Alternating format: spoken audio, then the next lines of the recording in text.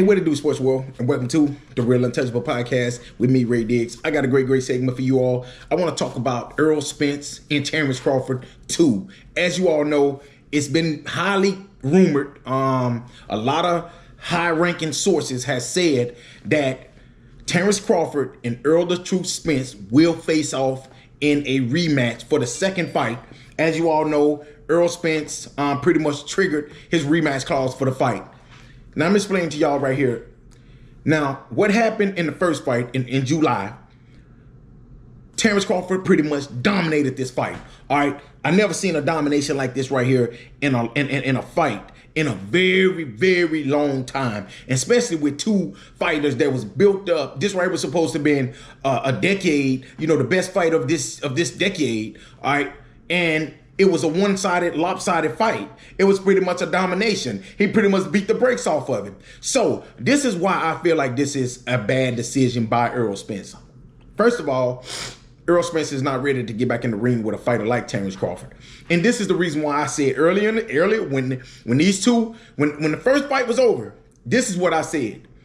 I feel that Errol Spence should take this rest of this year off, come back in February.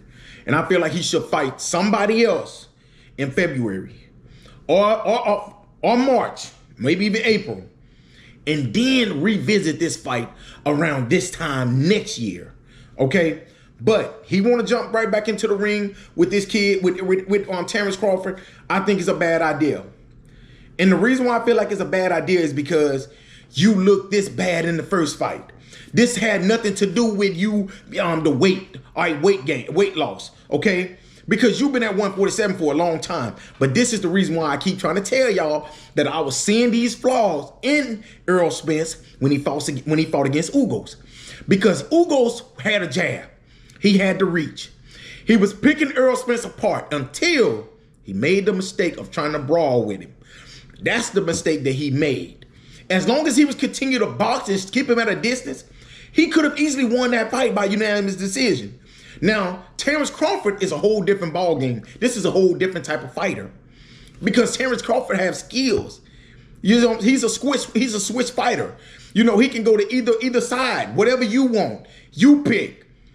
You know, he was a southpaw in the first fight, and he really was dominant. So just imagine if he switched, you know, to his strong side. I expect for him to really dominate, and that's why I say this fight right here got to be a money fight.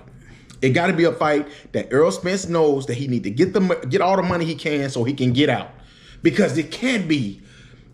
People got to be advising him against going against this guy this early. With the way that first fight looked, just think about it, y'all. Think about this right here for a second. The man beat the brakes off of him. You saw his face. He beat the brakes off of him. And he was actually slowing down. Feeling sorry for him. Didn't even want to punch him.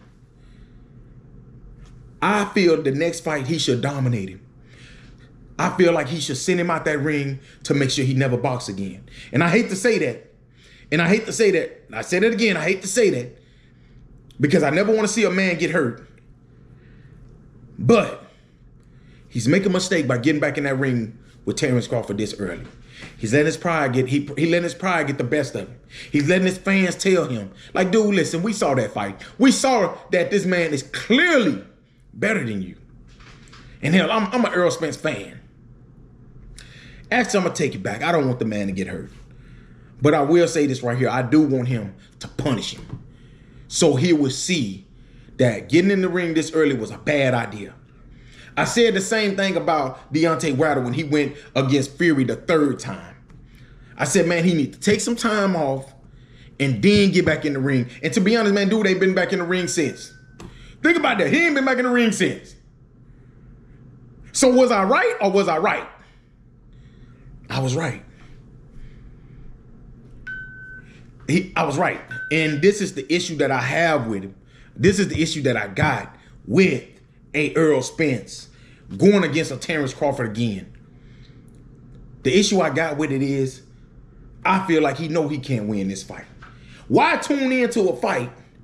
Why not let the fight build up again? Why tune into a fight where you just got dominated 5 months ago? Man, you got dominated. What I'm gonna tune in for another fight where I think you're probably gonna get dominated again. So why tune in? Why do this fight again this early? If it ain't pride or if it ain't money. Those are the only two things that it can be, money or pride. Because there's no other reason why you should want to fight this man again. Man, if I was there with my son, I'd be telling him, man, stay away from that boy. Don't you take your ass down there and fight that boy no more. Don't you go down there and fight that boy no more, Errol. With the way Terence Crawford beat the brakes off of you, man, we just lucky we got you at home to where you can goddamn me operate shit still regular. With the way this man destroyed him, no way that I would be allowing my boxer to get back in the ring with him at that time. But you see, Derrick James, he's letting his pride get the best of him as well. And that's going to be the reason why Errol Spence's career is going to be ended. Watch what I tell y'all. After this fight right here, if he, depending on how he loses, if he goes out on his shields again, if he goes out by TKO, his career is pretty much done. Who is going to fight him after that? Honestly, who's going to fight him? And another reason why Errol Spence might be jumping back in the ring with Terence Crawford is because maybe he know.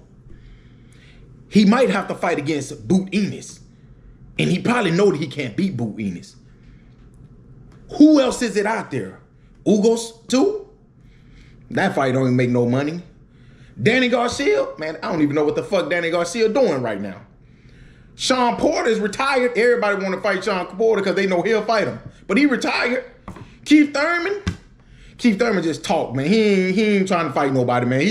He hype himself up and then he go back into hiding again for about a year. He'll come back out sometime next year around this time. So who else is it out there to fight really? Besides Boots. And that's a very high, that's a risky fight right there. You see what I'm saying? Because Boot might send him out on his shields. You see what I'm saying? Because Boot is a high-level, very talented boxer. You see, he's just like Terence Crawford. So getting in the ring with Boots is just like getting in the ring with Terence Crawford. You might get your ass beat. So maybe that's the reason why he don't have no more options but to go into a rematch and hope that the rematch is different. Maybe that's what it is. Maybe it ain't the money. Maybe it ain't the money or him, trying to, knowing that he can't beat nobody else. Maybe, I don't know what it is. But I will say this right here, though. I think it's a bad idea. And I think he's going to get his ass beat again. I think he's going to get beat up again. And I think his career pretty much probably going to be over with after that. But I can be wrong. Y'all tell me what y'all think. All right? Make sure y'all hit the like button, the subscribe button, and the share button. All right? And also, if you got any feedback, make sure y'all let me know in the comment section, all right? We can talk about this. But what y'all think is going to happen between Terence Crawford and Errol the Truth Spence in the second fight for the Undisputed Welterweight Titles, all right? What y'all think going to happen? Do y'all think Boot's going to, do y'all think Bud is going to send him out on his shield again? Or do y'all think that Errol Spence is going to come back with redemption? I don't think it's going to be no redemption. You don't get your ass beat like that and come back for a redemption. No. That don't happen. Normally when you get beat up like that, you might come back and you might make it a little bit closer, but you still get your ass beat. You see what I'm saying? So that's what I expected. Like I said, and I could be wrong, but I think I'm right. Hey, man, thank you all again for listening to another great segment of The Real Untouchable Podcast with me, Ray D.